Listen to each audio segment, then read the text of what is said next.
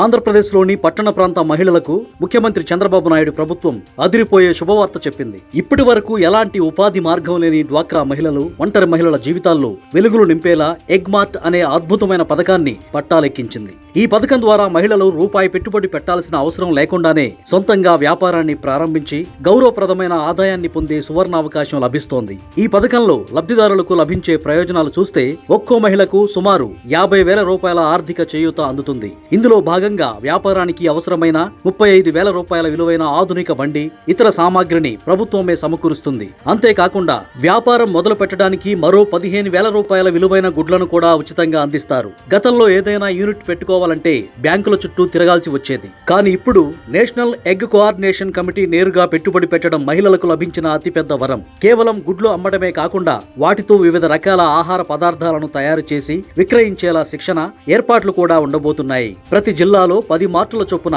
రాష్ట్ర వ్యాప్తంగా 260 యూనిట్లను ఏర్పాటు చేయనున్నారు. వచ్చే నెల నుండే ఈ మార్టులు ప్రారంభం కానుండడంతో ఆర్థికంగా నిలదొక్కుకోవాలనుకునే మహిళలకు ఇది నిజంగానే ఒక అరుదైన అవకాశం. మెప్మా అధికారులు ఇప్పటికే అర్హులైన వారి ఎంపిక ప్రక్రియను వేగవంతం చేశారు.